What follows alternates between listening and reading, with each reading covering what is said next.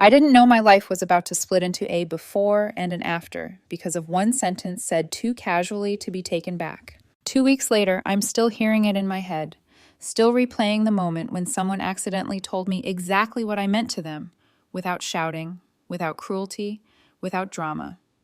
Just honesty. And somehow that made it worse. You were just my backup plan. I'm Alyssa. I'm 27 years old. I work as a software developer in Portland, and for 8 months I thought I was building something real with my boyfriend Callum. On paper, we made sense. We fit. Our friends liked us together. Our lives looked aligned in all the ways people say matter. But the truth is, I was never his first choice. I was selected only after someone else didn't work out. I found out during an argument that didn't even start as an argument. A normal conversation about weekend plans. A normal check-in. The kind couples are supposed to have. I wasn't accusing him of anything. I wasn't demanding more than was fair. I just wanted to understand why I always felt like I was competing for his attention instead of simply receiving it. And then he said it. Not angrily, not dramatically, almost carelessly, like it was obvious, like it had always been true. The silence after that sentence felt endless. I remember the way my chest tightened, how my hands went cold, how my brain struggled to catch up with my heart. I didn't cry. I didn't yell. I didn't beg him to take it back. I just understood why I always felt like I was auditioning for the role of girlfriend, why every date felt like a performance, why every conversation felt like I was trying to earn interest instead of receiving it. I wasn't heartbroken because he had liked someone else before me. I was heartbroken because he settled for me and expected me to be grateful for it. That night, I walked out without a scene. I blocked his number, I blocked him everywhere, and I chose silence. Not as punishment, but as clarity. Because once someone tells you you were never their first choice, the relationship is already over. You just finally have the truth to prove it. I met Callum at a mutual friend's birthday party. I was 26, still finding my footing in the tech world, learning how to balance work and life without losing myself. Callum was 28, charming, effortlessly confident, the kind of man who seemed to enter a room and make it brighter just by being there. On paper, he was perfect, ambitious, social, funny, and intelligent. But what really drew me to him was the way he listened, or at least, the way I thought he listened. We started with small interactions, lingering conversations about our favorite books, late-night debates about movies, and long walks around Portland's riverfront. I remember how his eyes lit up when he talked about his work in event planning, how he'd gesture excitedly, and I'd find myself smiling without realizing it. Our first date was at a tiny coffee shop tucked away in the Pearl District, the kind of place with exposed brick and soft jazz playing in the background. I remember nervously spilling my latte and him laughing gently as he handed me a napkin, making me feel seen and cared for. The next few months were easy, almost magical. We laughed a lot, flirted incessantly, and texted each other constantly. Friends approved, noting how compatible we seemed. My best friend Stellan, who had seen enough relationship chaos to last a lifetime, said, "Alyssa, just be careful. People aren't always as they seem, but if it feels right, trust it." I trusted it. I wanted to trust it. But there were small signs, little flickers I chose to ignore. Callum would sometimes zone out mid-conversation, fingers scrolling absent-mindedly across his phone. He'd agree to plans, but the enthusiasm was faint, like he was checking a box rather than looking forward to spending time together. Once he told me about Maddie, a coworker he had liked before me. I laughed it off, assuming it was just a story from his past, something that didn't matter anymore. But now I realize it was the first thread of the web that would entangle us. Callum's family also played their role, subtly, though I didn't recognize it at the time. His mother was kind, but she had opinions, often disguised as advice, about how I should behave, what kind of girlfriend I should be, and how I should balance my work with family priorities. His father was quieter, mostly observing, but there was a judgment in his eyes whenever I made a mistake or hesitated in conversation. It was never overt, but over time, I learned that pleasing them felt like part of the job I hadn't signed up for. Despite these tiny misgivings, I loved him fully. I immersed myself in the relationship, planning thoughtful dates, suggesting trips, imagining a future together. I believed we were building something lasting. I even started dreaming in small ways. Weekend getaways, shared apartments, maybe even a dog. Each time I made a plan or shared an idea, I hoped he felt the same excitement I felt. But Callum was always somewhere else. I didn't notice it at first. I thought I was just reading too much into things. Some people show love differently, Stellan had said more than once. I wanted to believe that. I wanted to believe in him. And so, for 8 months, I tried. I gave him my time, my energy, my attention. I poured myself into us, thinking that love was a constant effort. But what I didn't realize was that I was investing in a person who had never truly chosen me as his first option. Looking back now, every subtle distraction, every half-hearted smile, every deflection when I tried to talk about us, it all fits together. It all points to the fact that I was building something for someone who had already decided, even unconsciously, that someone else, Maddie, was the one he truly wanted first. And yet, at the time, I didn't see it. I was in love, and love has a way of blinding you to the truth that's staring you right in the face. By the 4th month of our relationship, I started noticing small patterns that gnawed at me, though I pushed them aside because I loved him. Callum's attention was never fully mine. Sometimes during our dinners or walks, he would check his phone, fingers hovering over the screen, a half smile playing across his lips as if he was in on a private joke. When I asked casually who he was texting, he'd mutter something vague, just work stuff, or oh, nothing important. And I'd force a smile, convincing myself I was overreacting. Friends started noticing the same things. Stellan, my constant sounding board, would raise an eyebrow whenever I recounted an odd interaction. Alyssa, I don't want to scare you, but maybe he's just distracted? Or maybe he's not fully in this, he said one night over beers. I brushed it off, telling myself he was projecting past experiences onto my relationship. I wanted to trust Callum. Yet, the tension grew subtly but unmistakably. Callum had a habit of making plans with me, then seeming disinterested when it came time to follow through. Weekend trips I suggested were met with polite agreement, but the enthusiasm was missing. Conversations about the future, where we lived, career goals, even casual what-if scenarios, were often deflected with humor or changed topics. I remember one evening, sitting on my small apartment balcony, rain lightly falling, asking him what he thought about moving in together. He laughed nervously, shifting the subject to a new series he wanted to binge. My heart sank, but I smiled, hiding it. Family gatherings added another layer of complexity. Callum's mother, ever the well-meaning critic, would subtly question my choices, hint at more suitable ways I could support him, or suggest that I prioritize our relationship over my career. His father would watch quietly, nodding here and there, but with a piercing look that made me feel under inspection. It wasn't hostile, but it was enough to make me doubt myself. Was I enough? Was I doing too little? One particularly uncomfortable evening, I overheard a conversation between Callum and a mutual acquaintance about Maddie, his former crush, the girl he had openly liked before our relationship. I tried to brush it off, but something in the way he chuckled at her antics, the ease with which he spoke about her, made a small, cold pit form in my stomach. I didn't confront him. I didn't ask. I pretended I hadn't heard. Even the smallest interactions started to chip away at my certainty. During text conversations, he would respond, but the replies were short, sometimes hours apart, leaving me anxious and questioning my own worth.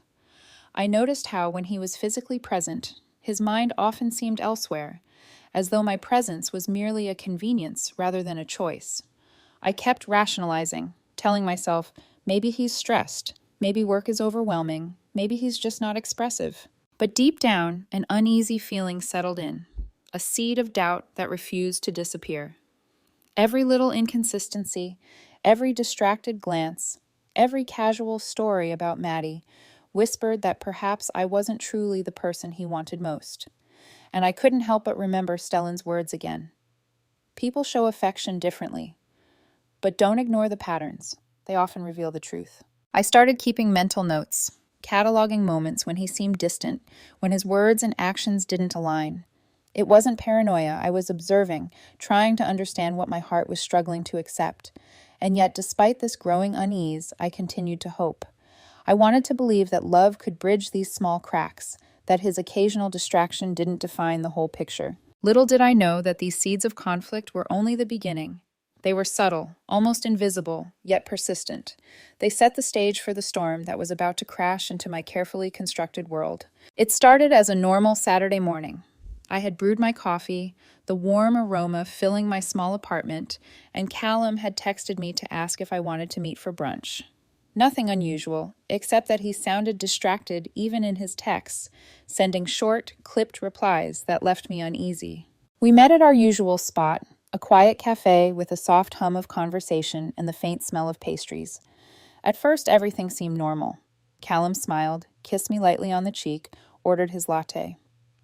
But there was a tension in his body I couldn't ignore. He fidgeted, glanced around, and avoided eye contact in a way that made my stomach twist. I decided to confront the growing unease.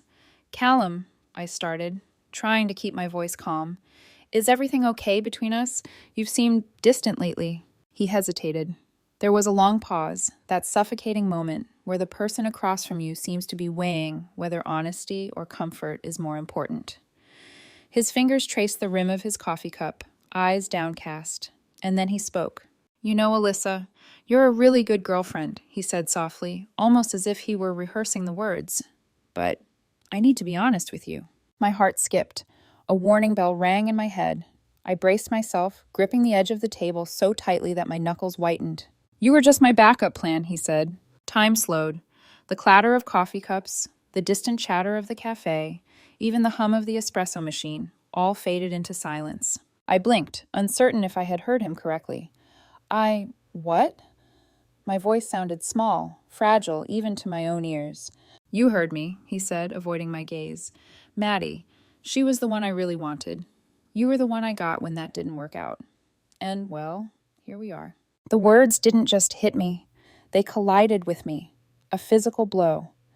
My chest felt tight, my breath caught in my throat, and my hands trembled. I wanted to scream, to throw the table across the room, to make him feel the devastation in the way that words couldn't capture. But I stayed still, letting the shock wash over me. I tried to speak, but my throat constricted. "So, all this time, all the dates, all the plans, you weren't serious?" He shook his head, guilt flickering across his features. "It's not like that. I care about you, Alyssa. I really do. But I can't pretend. I have to be honest." Honest. The word felt like a razor slicing through the life I thought I had built. 8 months of laughter, of shared secrets, of imagining a future together. It all felt suddenly thin, fragile, like a paper bridge over a canyon. I stood up, my chair scraping against the floor, drawing a few glances from other patrons. My hands shook as I gathered my coat. I understand," I said, my voice steadier than I felt. "Thank you for telling me." No anger, no tears, just the cold, heavy weight of clarity. I didn't need to argue. I didn't need to make him take it back. I just needed to know the truth, and now I had it. I walked out into the chilly Portland air, my coat wrapped tightly around me. The sky was gray, the drizzle wetting my hair, but it mirrored the numbness inside me perfectly. I wandered the streets, replaying his words, feeling the sharp sting of betrayal. I couldn't stop thinking about Maddie, the other girl who had been his first choice. I couldn't stop thinking about every small moment where his attention had drifted away from me, every text left unanswered, every laugh that felt slightly forced. For the first time, I realized this wasn't about me being unworthy. It was about him never having chosen me. And that realization, as painful as it was, carried a strange clarity. By the time I returned home, my body was exhausted, my mind spinning. I blocked his number, deleted our chats, and closed every door I could. No confrontation, no drama, just silence. Because sometimes the most devastating honesty is also the most freeing. After I walked out of the cafe that day, the world felt heavier than usual. The gray Portland sky pressed down on me as if the city itself had learned the truth about Callum before I had. I wandered aimlessly, my coat wrapped tightly around me, gripping it like a lifeline. Every step echoed the words he had spoken. "You were just my backup plan."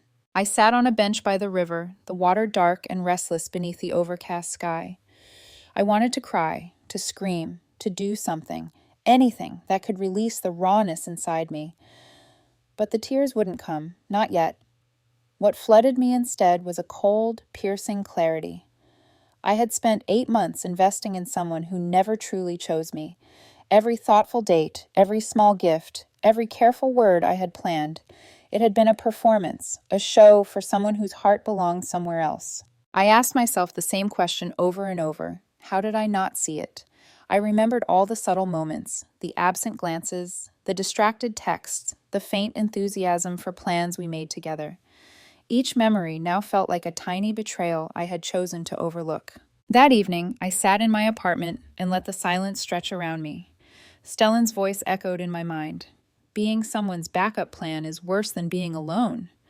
I had dismissed his warnings at the time, thinking he was exaggerating. But now, his words resonated with painful precision. I didn't reach out to Callum that night.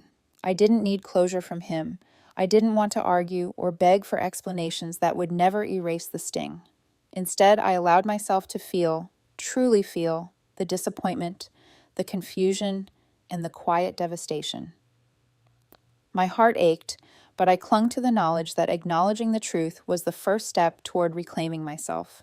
The next day, I attempted a tentative confrontation. Callum had texted, trying to explain, to backtrack. I read his messages one by one, feeling my chest tighten with each word. I didn't mean it like that. It's complicated. Can we talk? Every attempt felt hollow, a pale echo of the honesty he had casually delivered in the cafe. I responded simply, firmly, I understand. I need space. That was all. No anger, no accusations, just clarity. I needed to step away to understand what this meant for me, not for him. Over the following days, I replayed the last 8 months in my mind. I saw every moment where I had poured energy into someone who didn't value it. Every laugh, every shared secret, every plan for the future, all reframed in the harsh light of reality.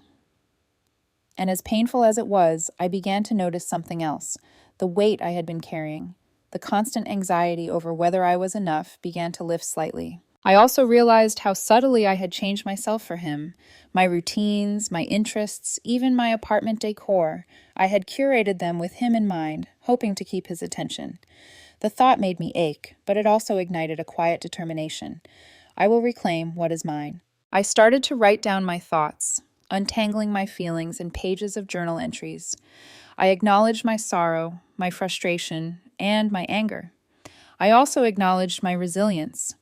I reminded myself that I had loved deeply, and that love didn't diminish because it had been unreciprocated in the way I deserved. Then came the first tentative step of facing him directly. I called him, only to let the call go to voicemail. I typed a message, then deleted it. I realized I didn't need to hear excuses, apologies, or explanations. I needed to honor the truth he had spoken and the clarity it had given me. Sitting alone, I understood something crucial. This wasn't a failure of mine. It wasn't my inadequacy or my flaws that had led to this moment. It was the honesty of another person, revealing what I had suspected but hadn't dared to admit. And that revelation, though devastating, gave me a gift I hadn't anticipated, the chance to choose myself. For the first time in months, I allowed myself to breathe without the pressure of performing, of proving my worth, of hoping he would see me as his first choice. The relief was subtle at first, like a small crack of sunlight through storm clouds, but it was enough to begin healing. I spent the next days reconnecting with myself, reading, walking, visiting friends, and letting my apartment reflect my tastes, not a curated stage for someone else. The heartbreak was raw, yes, but it was tempered with the first glimmers of freedom. I was alone, but I was finally mine. In the weeks following the revelation, my life became a delicate balance of maintaining normalcy while my mind replayed Callum's words on loop. But the storm outside my apartment walls was only beginning. His friends and family, who had once welcomed me warmly, suddenly seemed to take sides, or worse, stay neutral while subtly reinforcing his version of events. Callum's mother, who had always maintained a polite but scrutinizing demeanor, began calling more frequently, under the guise of concern. "Alyssa, darling, are you sure you're okay? I hear you've been distant. Maybe it's best to take a step back," she said, her voice soft but layered with judgment. I smiled politely, nodding to myself in the mirror, but the weight of her words settled in my chest. She wasn't outright attacking me, but the implication was clear. I was overreacting, perhaps even fragile, for choosing to honor my own boundaries. His father was more subtle, offering comments during chance encounters with friends. Callum's a good man. Maybe give him a chance to explain. Every word felt like a wedge driving deeper into my mind. I found myself questioning if I was indeed overreacting. Was I too harsh? Too proud? I knew logically that the betrayal was real, yet the persistent social nudges made me doubt myself. Then came the whispers from mutual friends, innocent questions at first. Have you talked to Callum lately? Or, are you two working things out? But soon they carried judgment, as if my choice to step away made me unreasonable. Some friends admitted, half-heartedly, that they believed Callum's narrative over mine. It was subtle, but piercing. Suddenly, the people I trusted became reminders of my pain rather than a source of comfort. Amid this social pressure, evidence of Callum's divided attention started surfacing in ways I couldn't ignore. I stumbled across screenshots shared by a mutual acquaintance, messages from Maddie, warm and flirty, casual mentions of past outings. They weren't overtly romantic, but in context, it was impossible to ignore the implication. My chest tightened as I read each line, every word a reminder of my status as a backup, not a first choice. One evening, I met Stellan at our favorite cafe. I laid out the evidence, my hands trembling as I passed him the phone. Look at this, I whispered, though my voice carried more hurt than anger. I've been spinning in circles, doubting myself, but this proves it. He scanned the messages, his expression hardening. Alyssa, this is worse than I thought. You're not overreacting. He's been emotionally invested elsewhere this entire time. You have every right to step away. His words bolstered me, a fragile shield against the constant barrage from friends, family, and lingering doubts. But it didn't erase the pain. Each encounter, each text from Callum attempting to explain or soften the truth, threatened to destabilize the boundaries I had so carefully set. One particularly difficult night, Callum showed up at my apartment unannounced. I had just returned from a long day at work, exhausted, and there he was, standing awkwardly in the hallway. Alyssa, please, can we talk? He pleaded, his voice tight with regret. I felt the old tension in my chest, the pull between anger and lingering affection. Callum, you already told me the truth. I understand it. I don't need more explanations. He looked at me, his expression both desperate and apologetic. I know, but I've changed, Alyssa. I realize now how much I messed up. Can't we try to fix this? The urge to fall back into old patterns was almost irresistible. I remembered the warmth of his presence, the familiar rhythm of our early months, and for a fleeting second, I considered it. But Stellan's words echoed in my mind. Being someone's backup plan is worse than being alone. I stood taller, my shoulders squared despite the storm raging inside me. No, Callum, you didn't choose me first, and I deserve someone who does. This isn't about anger or revenge. It's about respect for myself. I can't be your backup plan anymore. He left silently, the sound of the door echoing like a final punctuation mark in the hallway. That night, I felt the full spectrum of my emotions, grief, relief, and an undercurrent of empowerment I hadn't known before. I knew the journey ahead would be challenging, but the escalation, the pressure, the lingering hope he might return, it was all part of the process of reclaiming myself. I began documenting everything in a journal, my interactions, my feelings, the subtle manipulations, the truths uncovered. Writing became a form of armor, a way to fortify my sense of self against the constant tide of doubt. I realized that the external chaos, friends, family, and lingering remnants of Callum's influence, couldn't touch the inner resolve I was beginning to build. By the end of the month, I felt a shift. The anxiety that had plagued me, the fear of losing myself in someone else's choices, began to loosen its grip. I still felt hurt, still remembered the sting of betrayal, but within that hurt, a spark of determination had taken root. I was no longer just a passive recipient of others' actions. I was active, aware, and reclaiming the narrative of my own life. It was a rainy Thursday evening when I truly felt the gravity of everything collapse around me. The streets glistened with wet asphalt, neon reflections dancing in puddles, but even the city's usual charm couldn't lift the heaviness pressing on my chest. I sat alone in my apartment, the lights dimmed, the hum of the refrigerator the only background noise. My phone lay face down, silent, and I hadn't checked it in hours. The betrayal from Callum wasn't just a thought anymore. It had become a tangible presence, wrapping itself around every corner of my life. I thought I had processed it, controlled it, compartmentalized it, but now it clawed at me relentlessly. Images from the last 8 months flashed through my mind. Dinners where he seemed distant, texts left unanswered, laughter that felt hollow, his gaze occasionally lingering elsewhere. Each memory felt like salt in a wound that wouldn't heal. I felt completely alone. Friends had drifted, either taking his side or unwilling to confront the truth. Mutual acquaintances whispered behind closed doors, speculating about my overreaction or my fragile state. Even Stellan, though steadfast in his support, could only provide temporary solace. The realization hit me. Isolation was part of this journey. The people I thought would protect me, cheer me on, or simply be there had, in small ways, abandoned me. My mind began spiraling. I questioned everything: my judgment, my worth, my ability to trust again. Was I too naive, too trusting, too willing to love someone who never truly loved me back? I felt small, diminished, and utterly exposed. Each thought was a jagged edge cutting deeper than the last. In the quiet of my apartment, the tears came, not the controlled, silent ones I had allowed myself in earlier weeks, but unrelenting, unchecked streams.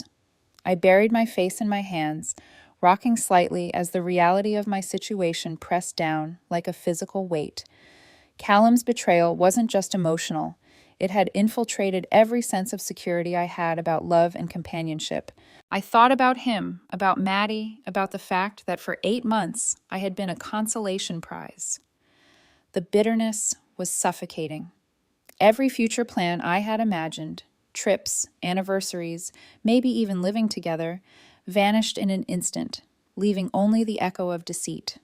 The grief wasn't linear. It was a tidal wave, crashing over me repeatedly, dragging me under before I could catch my breath. In the darkness, I questioned whether I could ever feel safe again. Could I trust anyone? Could I ever allow myself to love without fear of being secondary, of being replaced, of being a backup plan yet again?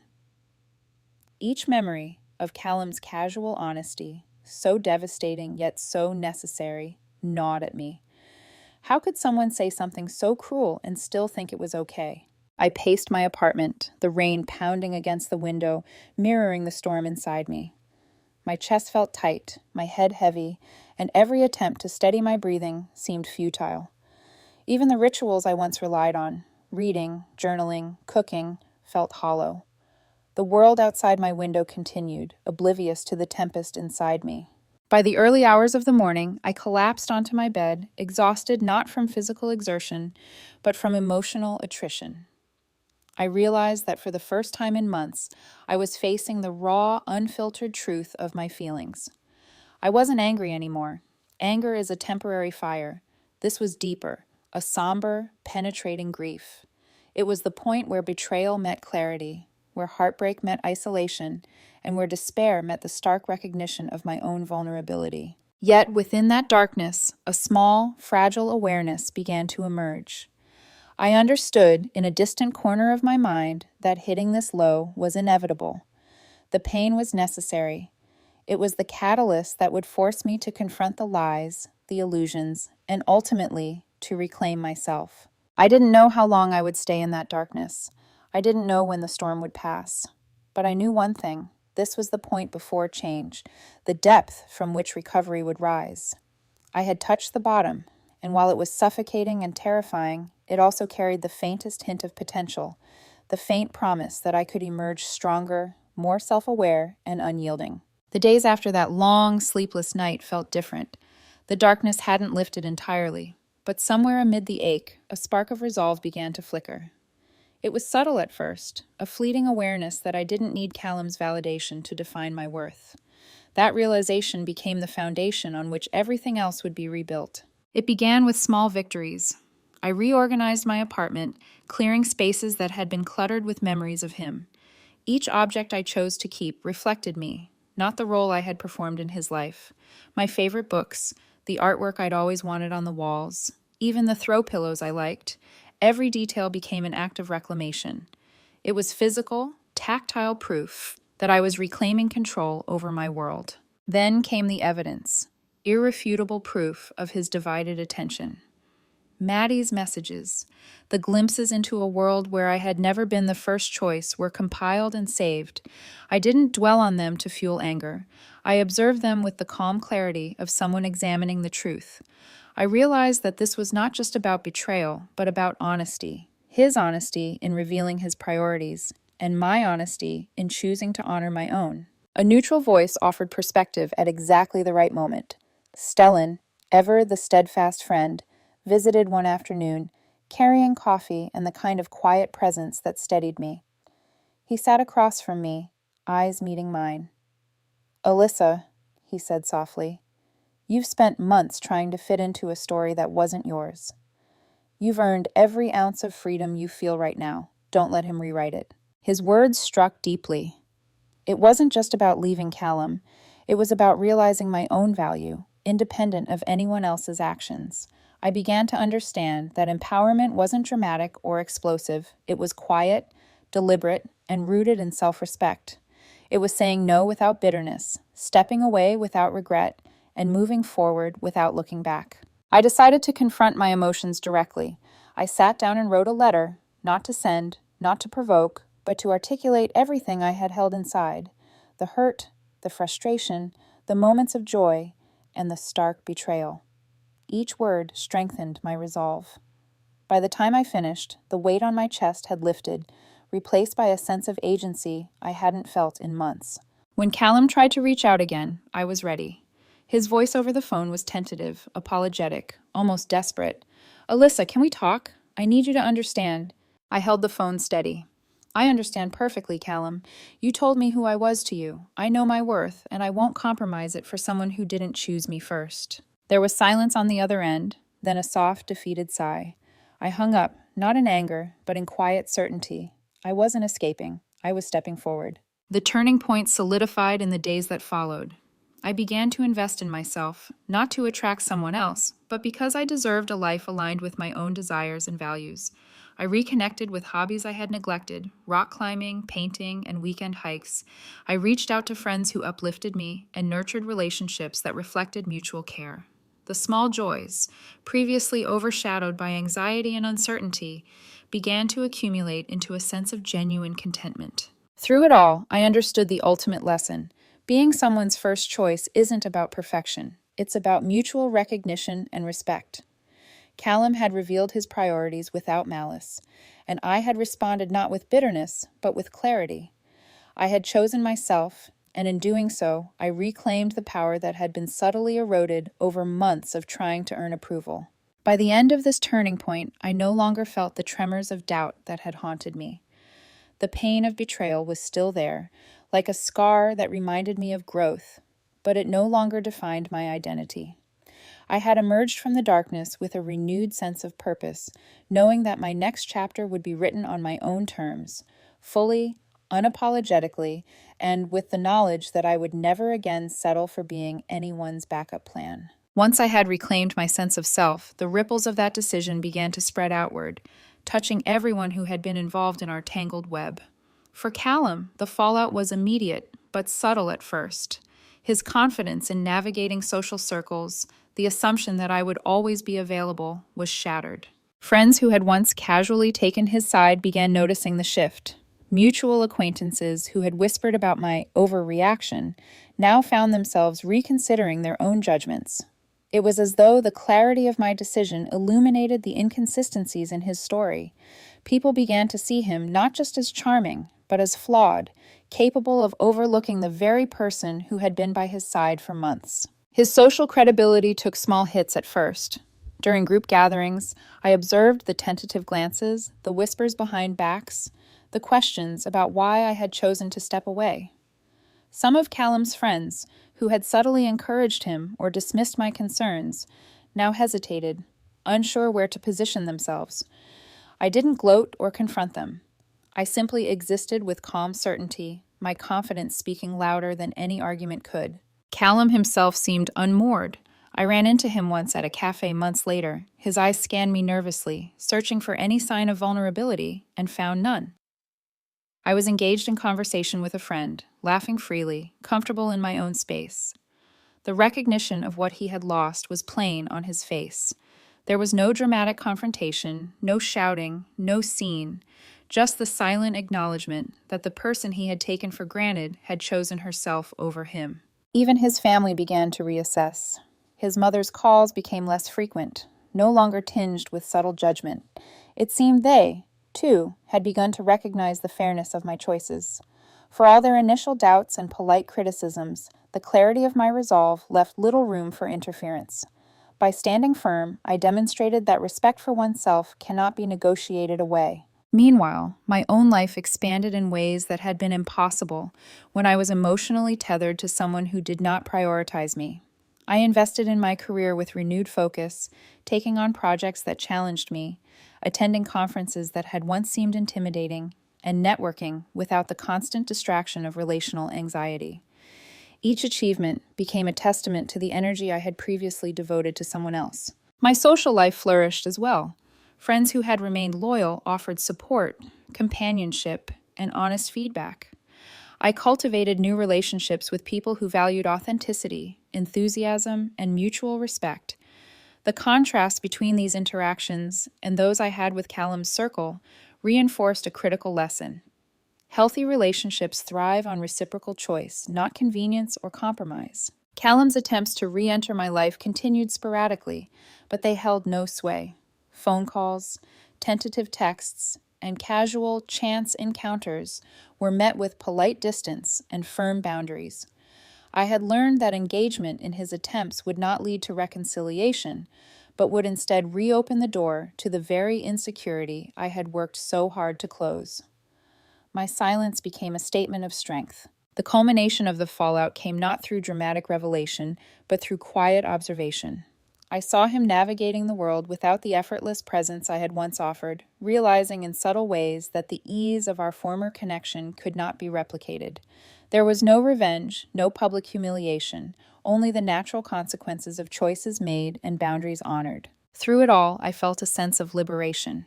The chaos of the past months, betrayal, doubt, manipulation, and social pressure had been transmuted into clarity, confidence, and agency. I understood now that fallout isn't about punishing others. It's about allowing the truth of one's own worth to create space for integrity and self-respect. By stepping away, by choosing myself over a tenuous place in someone else's hierarchy of desire, I had initiated a chain reaction. Lives were affected, reputations subtly shifted, and the dynamics of social circles realigned. Yet for me, the most significant transformation was internal. I was no longer reactive, no longer tethered to validation, no longer living in the shadow of someone else's choices. I had created a life unburdened by the need to earn love or attention. Every achievement, every smile, every genuine interaction became a testament to the power of standing firm in one's truth. The fallout then was not just external, it was the internal liberation that allowed me to live fully, freely, and unapologetically. The months that followed were quiet but transformative. For the first time in nearly a year, I felt fully present in my own life. I woke up each morning with a sense of clarity and purpose, unburdened by doubt or the need for someone else's approval. The weight of being a backup plan no longer lingered. It had been replaced by the lighter, freer weight of self-respect and choice. I invested time in what truly mattered: meaningful work, authentic friendships, and hobbies that nourished my soul. Rock climbing became more than exercise. It was a metaphor for the trust and courage I had learned to place in myself. Painting and journaling helped me process emotions without judgment. Even the smallest moments, brewing a perfect cup of coffee, feeling the sun on my skin, felt richer because I was fully aware, fully present, fully me. And then there was love, but not the frantic, validating kind I had experienced before. I met Oliver 4 months after walking away from Callum. He was warm, enthusiastic, and present. From the very first conversation, he chose me, not because other options had vanished, not because I had proven something to him, but simply because he wanted to. Every interaction was free from games, every gesture genuine. It was astonishing, even a little disorienting, to experience love without compromise, without contingency. The encounter with Callum months later in the cafe was the final affirmation. He looked at me, probably expecting hesitation or regret, and instead found someone calm, confident, and untethered. There was no anger, no pleading, just the quiet demonstration that I had moved on, that my life was full and whole on its own terms. He had never been capable of valuing me as my own person, and that was his loss, not mine. Reflecting on the journey, I realized the most profound lesson. Being chosen freely and wholeheartedly is infinitely more valuable than settling for crumbs from someone else's indecision. Love isn't something to be earned through persistence or strategic effort. It is given willingly, enthusiastically, and reciprocally. Trying to extract affection from someone who sees you as second choice only depletes your energy and distorts your worth. I share this story not with bitterness, but with clarity and hope. For anyone feeling like a backup plan, know this: your value does not diminish because someone else cannot see it. The right people will choose you without hesitation, without manipulation, and without hidden agendas. The difference between being chosen and being settled for is life-changing, and once you understand it, everything else falls into perspective. Now, a year after the revelation that shook me to my core, I am stronger, wiser, and open to life on my own terms. I have learned to embrace my worth, to trust my instincts, and to welcome love that is fully present. The past no longer haunts me. It has become the foundation for a life defined not by compromise, but by authenticity, respect, and the unwavering knowledge that I am always, first and foremost, my own choice.